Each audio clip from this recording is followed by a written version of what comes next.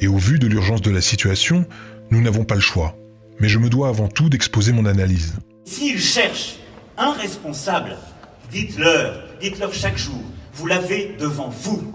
Le seul responsable de cette affaire, c'est moi. Certains diront qu'Emmanuel Macron a été imprudent. C'est totalement faux. La hausse des taxes qui semble avoir sorti tout le monde de sa torpeur n'est ni une imprudence, ni une erreur. Le silence assourdissant dont il a également fait preuve concernant cette annonce et qui vous a poussé à fouler le pavé n'est pas non plus la preuve d'une gêne comme certains semblaient le penser. Sa popularité ne fait pas partie de l'équation. Il n'est pas là pour être apprécié, mais pour remplir sa mission. C'est comme ça que je le vis. La conviction qu'il existe une transcendance, oui. Quelque chose qui dépasse, qui vous dépasse, qui vous a précédé et qui restera. Vous devez réaliser que le siège du président de la République française est vacant depuis des années. Il n'y a pas de président de la République en France. Le président de la République n'a plus de pouvoir, ou beaucoup moins de pouvoir, en tout cas qu'avant, mais que les Français, et lui-même aussi, croient qu'il a toujours les mêmes pouvoirs. Les privatisations, il n'y a plus de politique industrielle possible.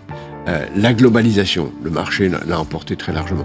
Et donc il y a un très grand nombre de choses qu'on croyait à la portée de l'État qui ne le sont plus. La seule personne qui tient la barre aujourd'hui est un banquier dont le commanditaire se trouve être la famille Rothschild, qui a un plan, et un seul. Amener notre navire, qui est la France, et nous avec, à s'échouer sur les terres d'un nouveau continent se nommant le Nouvel Ordre Mondial. C'est la même règle pour tous les pays. Et cela doit passer par la destruction des nations, de leur politique, de leur culture, ainsi que par le vol de toutes leurs richesses, et c'est bien ce qu'il se passe depuis des années, mais force est de constater que leur plan s'est accéléré depuis qu'Emmanuel Macron a été élu. Non pas par le peuple, mais par les puissants. Il a tout le monde. Mais donc ça veut dire qu'il est habile ou qu'il est fabriqué? Non, il est fabriqué. Bien sûr qu'il est fabriqué. Benoît Hamon avait été choisi pour perdre. C'est intéressant cette idée choisie pour perdre. Les gens ont oublié qu'il y a eu un bourrage d'urne au Parti Socialiste. Ça n'a posé aucun problème. J'ai eu le privilège dans ma vie d'être en situation de mettre le pied à l'étrier à pas mal de jeunes. Je crois qu'Emmanuel Macron a tout à fait le talent pour être un présidentiable un jour. Un bourrage d'urne, pourquoi fait-on un bourrage d'urne au Parti Socialiste? C'est quand même étonnant ça. Non, il y a eu un bourrage d'urne, on a expliqué en 24 heures qu'on avait mal compté, qu'il a fallu recompter, etc. Mon œil, quand on bourre les urnes, c'est parce qu'on veut pousser un candidat. Pourquoi est-ce qu'on pousse un candidat? En faisant de telle sorte qu'il puisse descendre tellement bas que ça ouvre la route à Macron, dont on découvre aujourd'hui... Ils nous écoutent un peu ce soir et se disent « Oh là là, Michel Onfray, il est un peu complotiste. » Je vous donne des faits.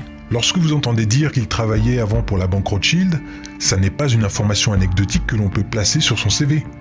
Si Macron est au pouvoir aujourd'hui, considérez que toutes ses décisions sont la parole de ses maîtres. Sa mission n'a rien de politique, elle est idéologique. Il n'est pas là pour nous trouver des solutions puisqu'il a déjà une mission.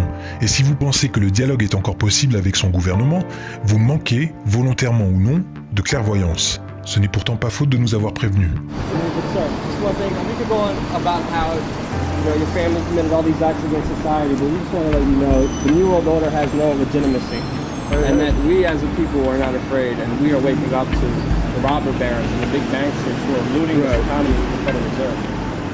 Well,